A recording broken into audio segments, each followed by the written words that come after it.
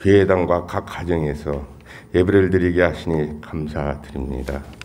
이 시간 우리가 주님을 예배할 때에 온 마음과 정성을 다하여 주님 앞에 예배하게 하시고 예수 그리스도의 이름을 의지하여 주님의 보좌 앞에 담대히 나아가게 하옵소서.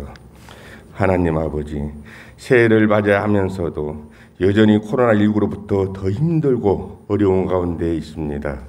하나님 아버지, 신실하신 주님을 생각하며 희망을 잃지 않고 주님의 손을 붙잡고 의지하며 소망 가운데 새해를 시작하게 하옵소서.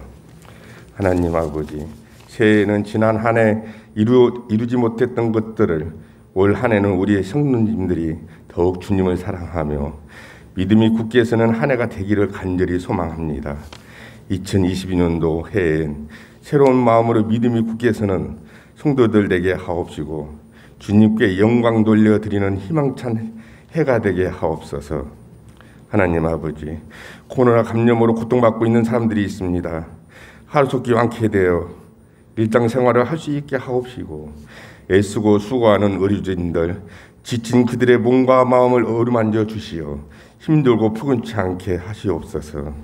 하나님 아버지, 하루속히 코로나19 변이가 종식되게 하시고 우리의 무너지는 삶의 영역들을 회복시켜 주옵소서.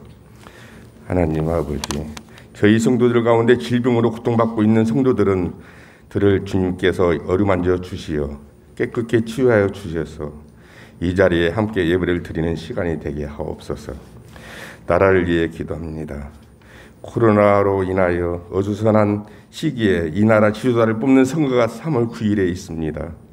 정치, 경제, 사회, 문화, 교육 등 총체적인 어려운 문제들을 해결할 수 있는 지도자를 뽑을 수 있도록 하나님께서 지혜의 이 마음을 더하셔서 진정 국민과 나라를 위해 소통과 헌신할 수 있도록 주님께서 친히 주관하여 주시옵소서.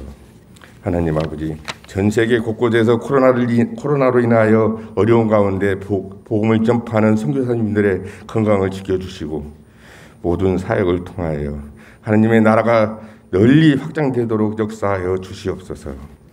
하나님 아버지, 우리 교회 4개의 목장을 축복하여 주시사 올 한 해 새롭게 성장하는 교회, 사랑으로 협력하는 공동체가 되게 하시고 기도와 말씀으로 무장하고 믿음으로 깨서는 성도들 다 되게 하옵소서. 이 시간 말씀을 전하시는 담임 목사님을 강건케 붙잡아 주시고 강론하시는 말씀이 온전히 성령님께서 큰 사랑으로 붙들어 주시옵소서. 이 말씀을 듣는 성도들 반석 같은 믿음이 되게 하시고 구원의 기쁨을 간직하는 한 해가 되게 하옵소서. 예배를 마치고 돌아갈 때에도 그리스도의 참된 사랑을 간직하고 돌아가는 성도들이 다 되게 인도하여옵소서. 이 모든 말씀 거룩하신 예수님의 이름으로 기도합니다. 아멘.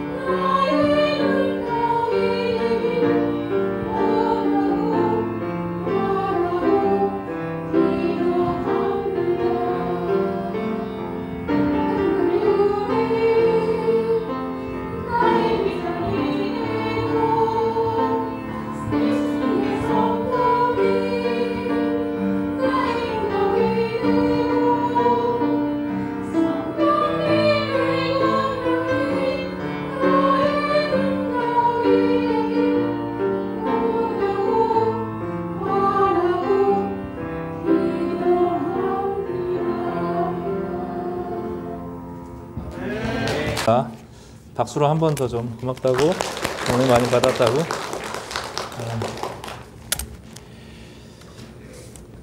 몇 주 전에 우리 김명우 집사님이랑 또 박정호 장로님, 이충희 권사님도 나오셔서 성가대를 대신해서 성도들 대신 찬양해 주셨는데 참 좋더라고요.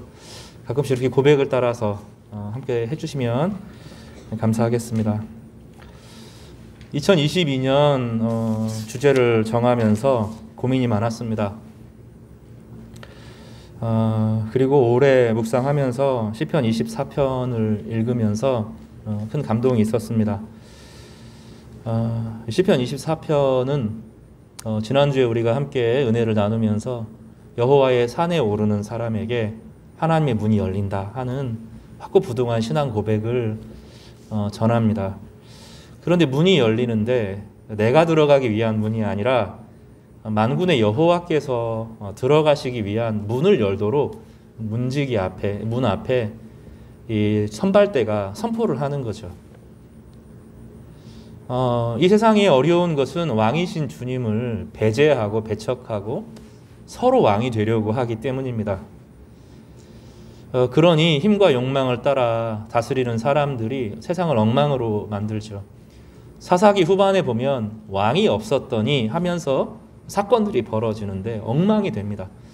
신앙의 이름으로, 정치의 이름으로 하는 모든 것들에 실제로는 자기가 주님을 왕으로, 자기를 위해서 주님을 부리는 것이지 왕이신 주님을 경외하지 않는 사람들의 모습이 가득합니다.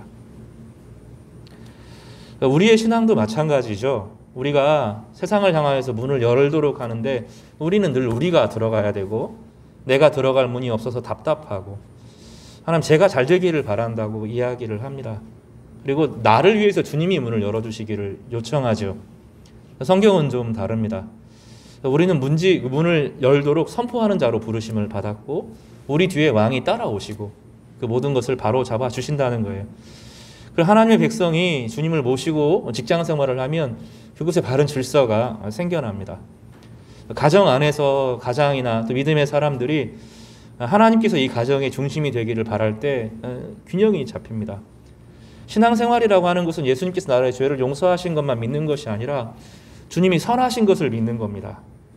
힘이 있으시고 선하신 주님께서 내 인생을 다스리시고 통치하여 주시기를 바라는 것입니다. 그래서 거듭남이라고 할 때는 죄 용서만 믿는 것이 아니라 주님을 나의 왕으로 받아들이는 것입니다. 그래서 하나님의 백성들이 세상 가운데 온전한 자신의 역할을 하려고 하면 먼저 내 안에 주님이 왕으로 자리 잡고 계셔야 되고 왕으로 자리 잡고 있는 우리가 하나님의 그 도성에서 우리의 삶의 영역을 주님의 다스리는 나라로 바꾸어 가는 것입니다.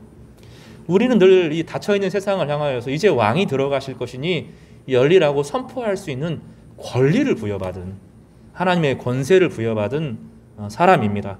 여러분 그것을 믿고 한 해 동안에 선포하십시다. 따라서 해볼까요? 문들아 머리를 들지어다. 영원한 문들아 들릴지어다. 영광의 왕이 들어가시리로다. 이렇게 한 해 동안에 자신의 안에서 자신을 위해서 자신 안에 흐트러지는 삶이 있으면 우리 자신에게 선포해야 됩니다.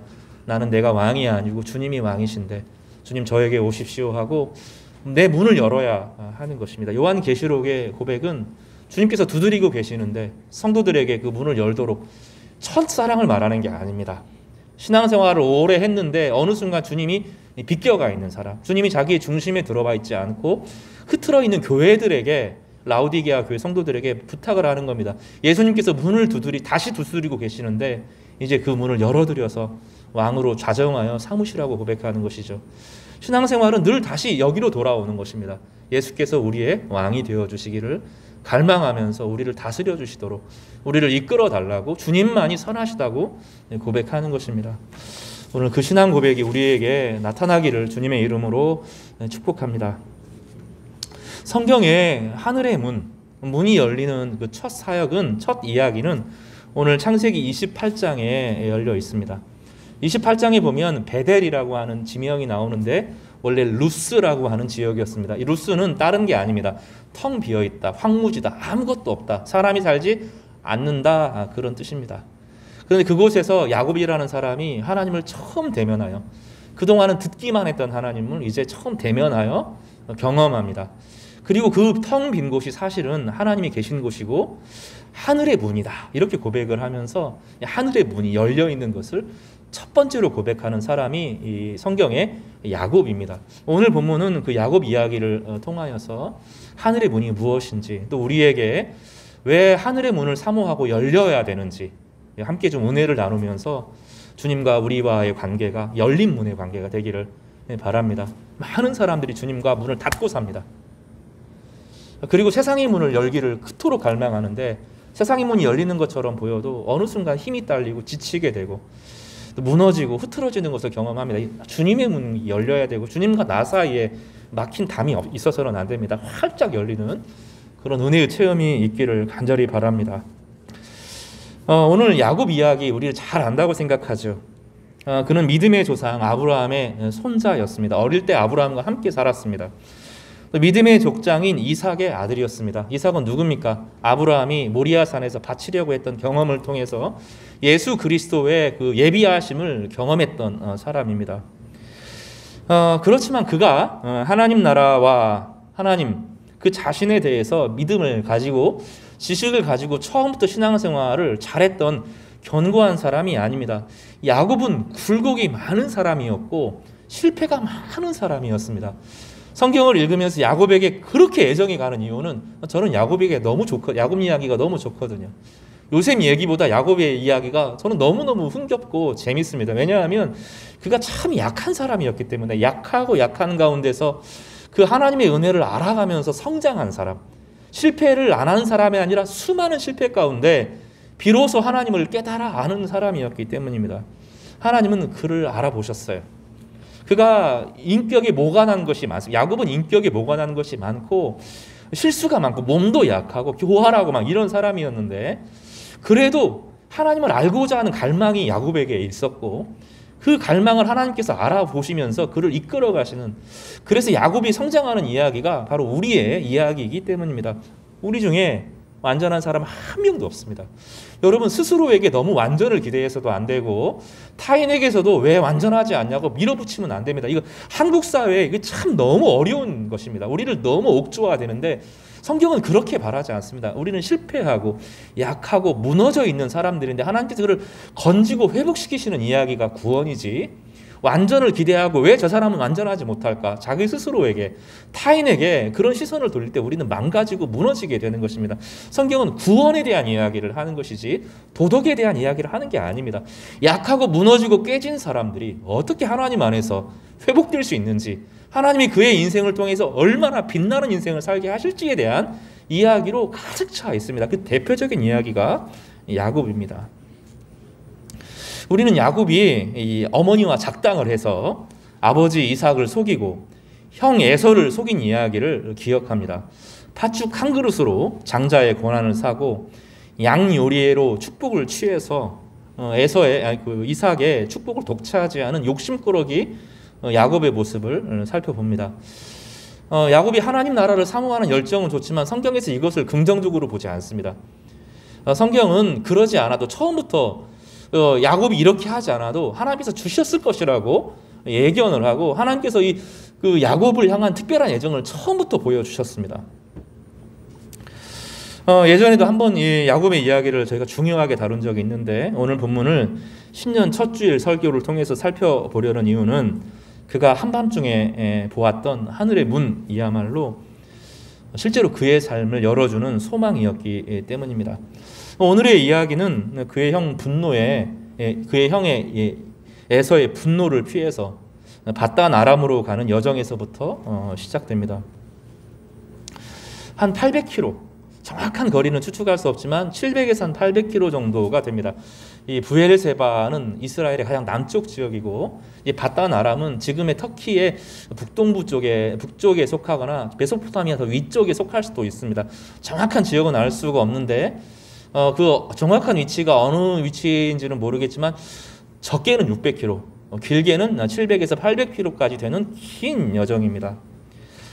그는 이제 짐 하나를 챙겨 들고 그 여행을 떠납니다. 그리고 이 베델쯤 갔을 때 일어난 어떤 사건을 오늘 본문에서 잘 그려지고 있습니다.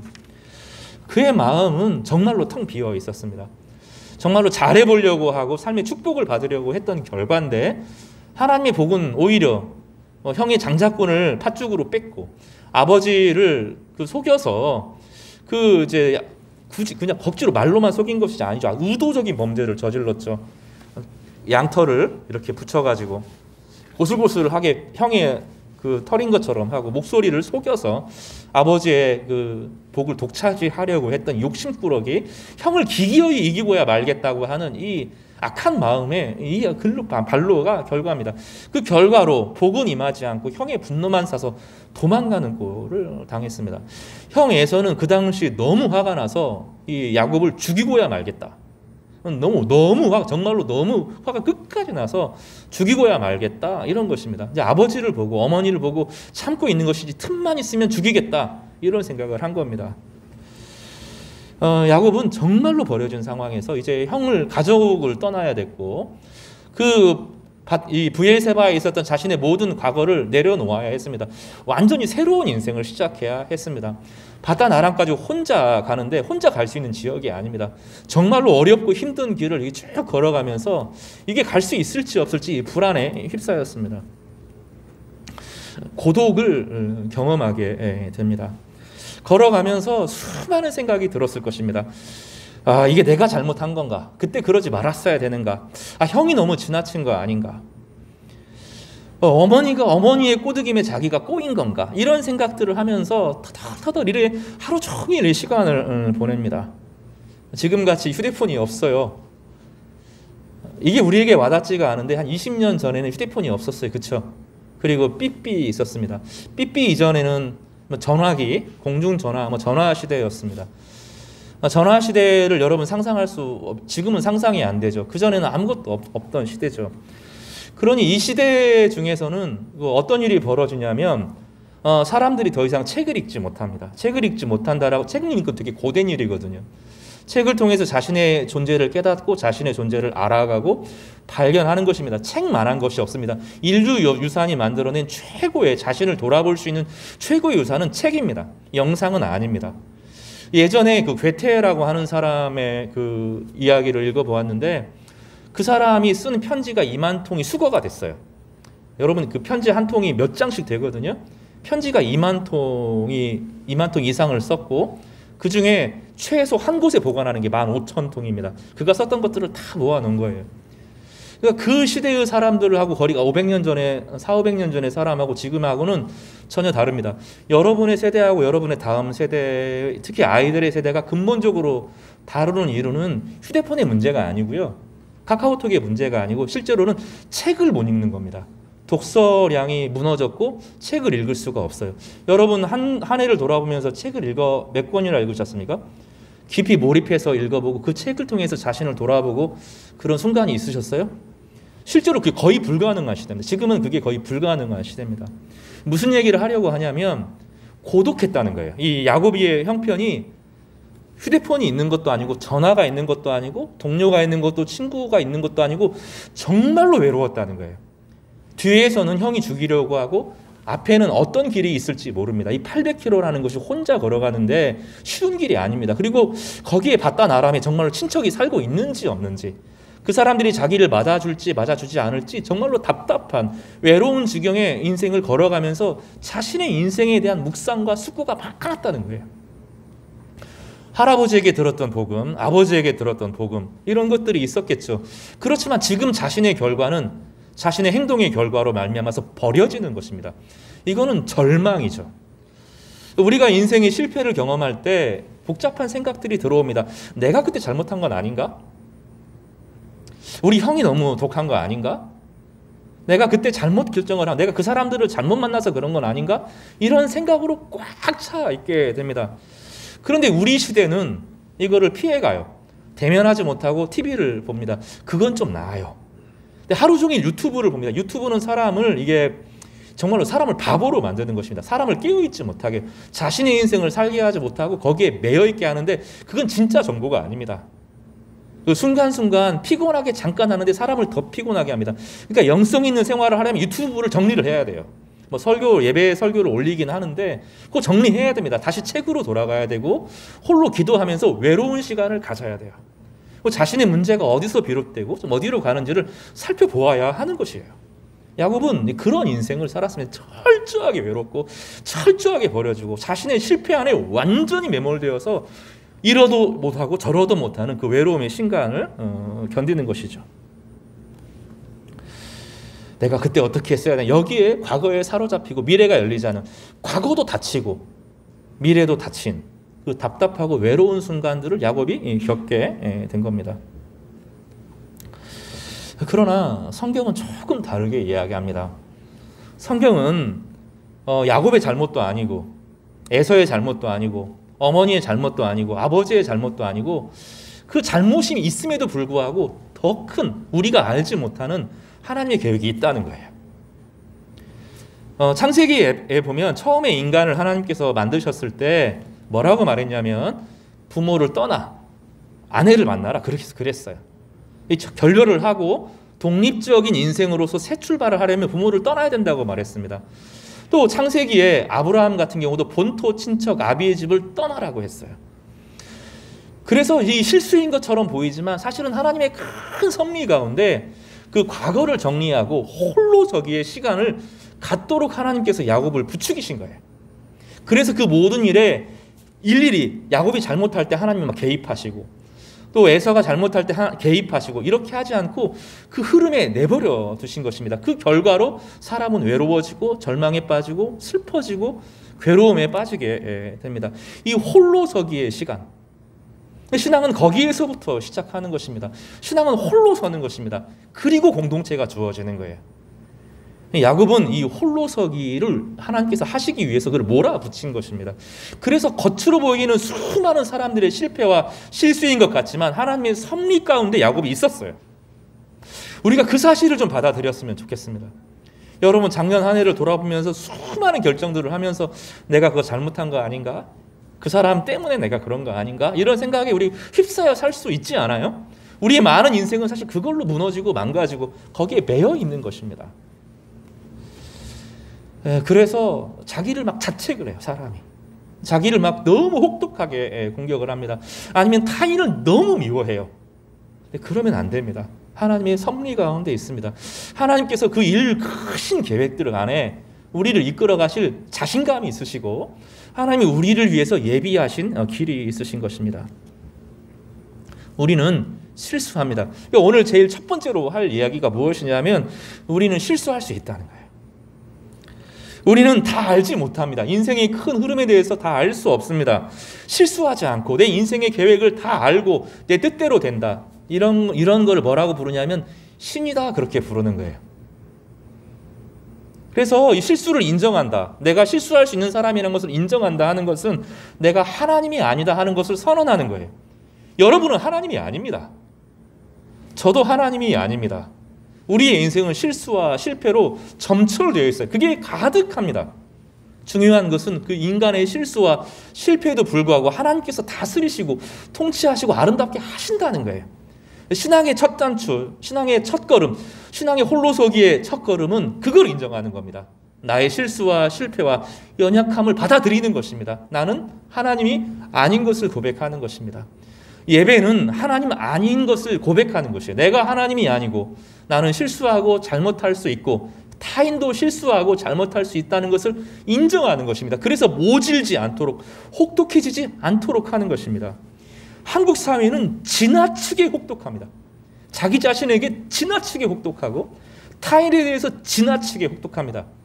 복음이 있는데 교회는 정의를 가르치고 진리를 가르치죠. 이게 하나님의 은혜로 받아들이지 않으면 정말로 혹독하고 무서운 이 집단이 되는 것입니다.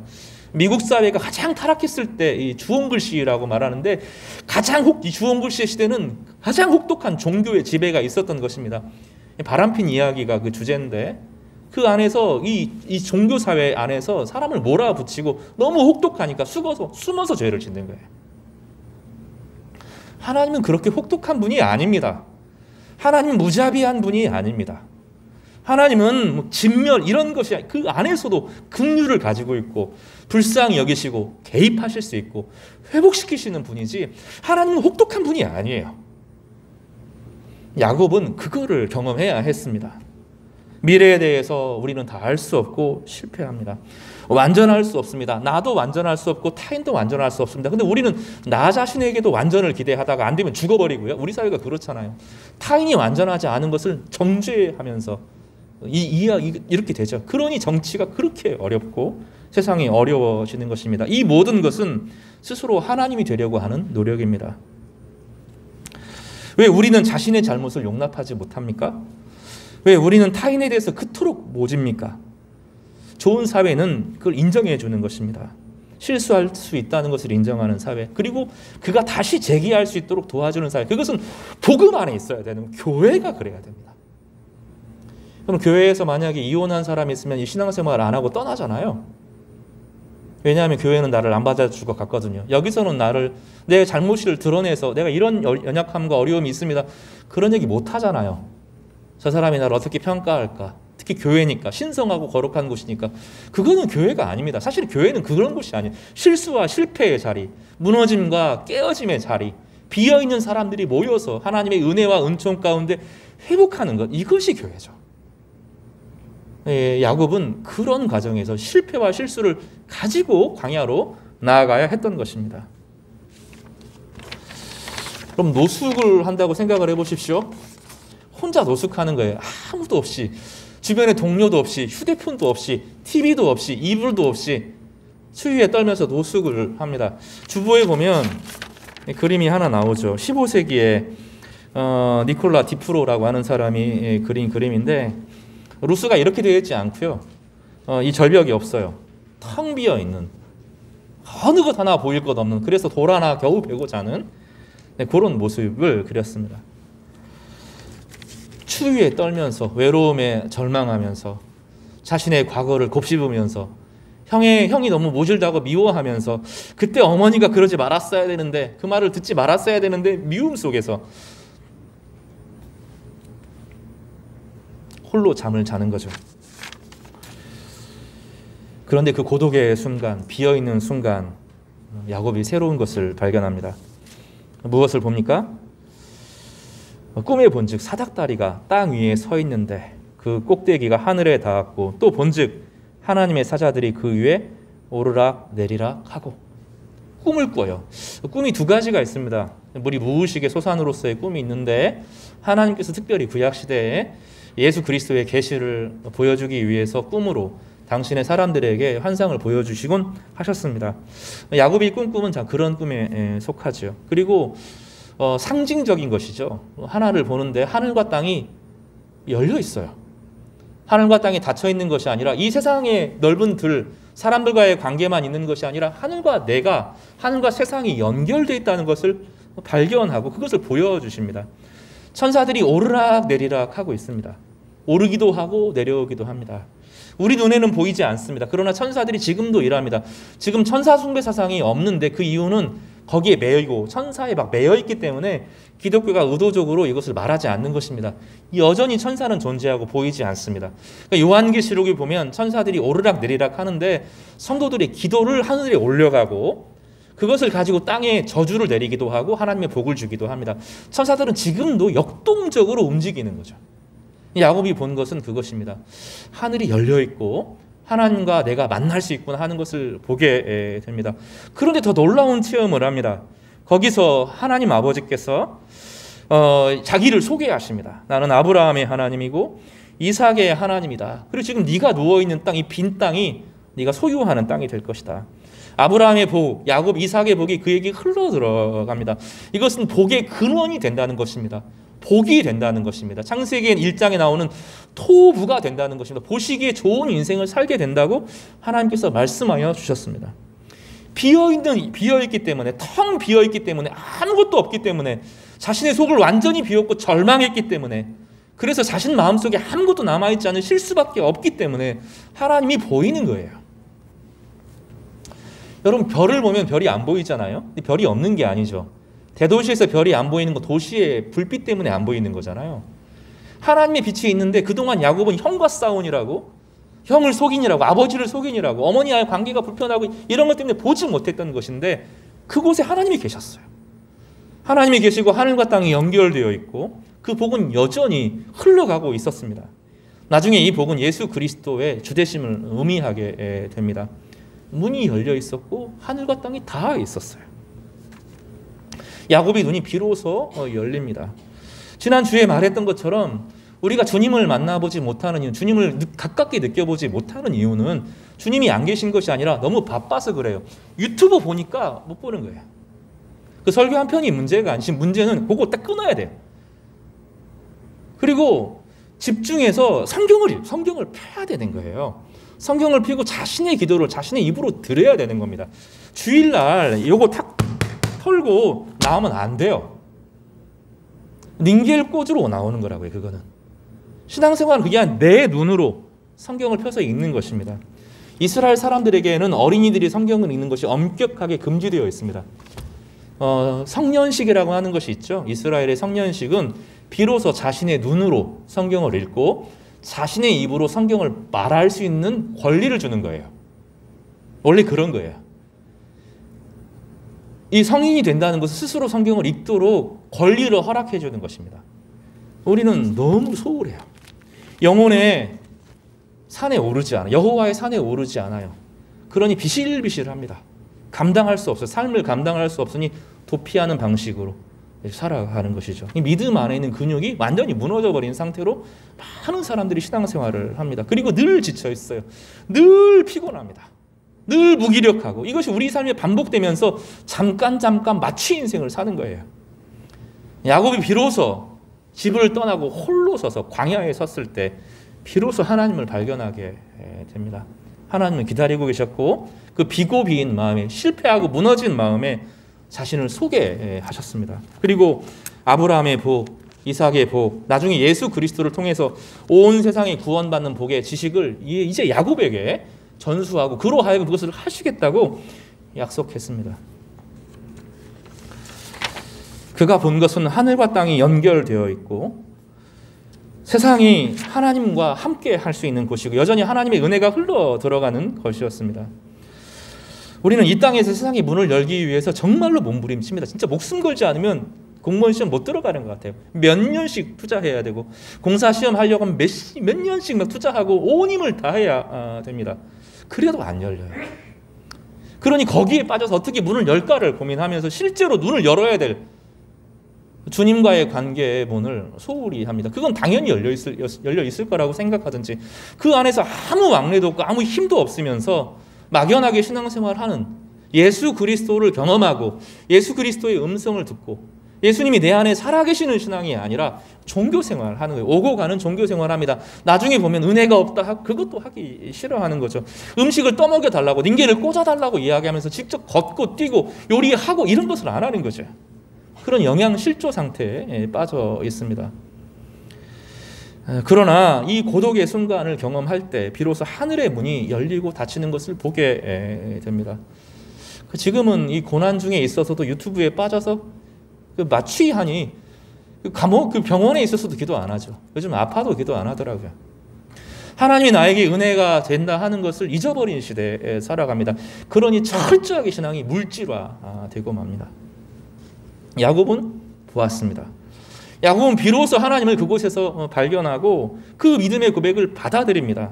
그리고 그것을 베델이라고 부르고 텅 빈 이곳이 하나님의 문이다라고 선언합니다.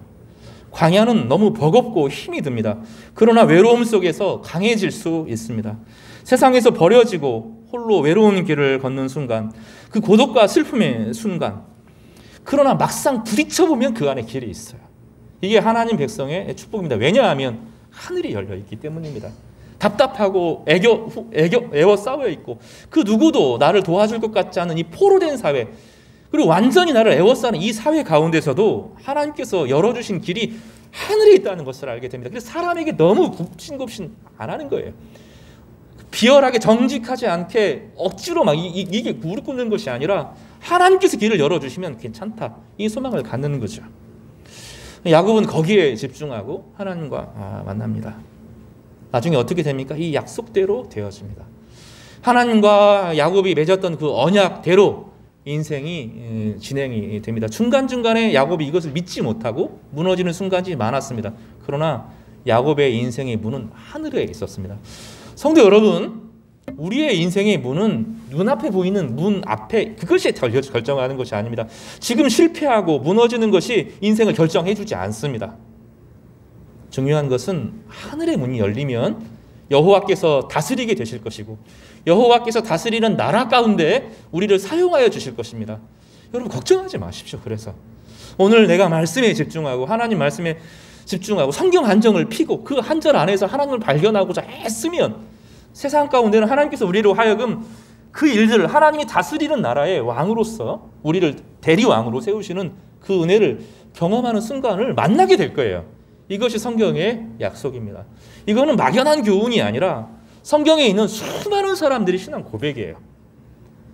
여호와의 문을 만났을 때, 하나님의 은혜의 문을 만났을 때 그들의 삶이 균형이 잡히고 질서가 있으면서 결국은 세워지는 축복을 누리게 되었던 것입니다. 예수께서는 우리의 양의 문이 되신다고 말씀하여 주셨습니다. 그 문을 여시고 직접 문이 되어주셔서 우리를 초대하시고 또 악한 세력들이 오면 막아주시고 보호하시는 문의 역할을 하신다고 우리 가운데 약속하여 주셨습니다. 주님, 이 약속을 믿으시면서 오늘 이 고독의 순간을 즐기시기를 바랍니다. 여러분 가운데 답답하고 힘들고 어렵고 그 누구도 나와 함께하지 못하는 그런 순간이 주어졌을 때 비로소 하나님이 나를 찾으시는구나. 이 세상에 수많은 삶에 설명되지 않는 이 신비의 능력을 이제 드디어 만날 수 있는 절호의 찬스가 왔구나. 지금 답답하고 길이 없는 것처럼 보여도 괜찮겠구나. 조용하게 기도로 나아가고 무릎을 꿇을 때 그 순간 아무것도 느껴지지 않는 것처럼 보여도 어느 순간 하나님께서 예비하시는 길들이 열리는 것을 경험하게 될 겁니다.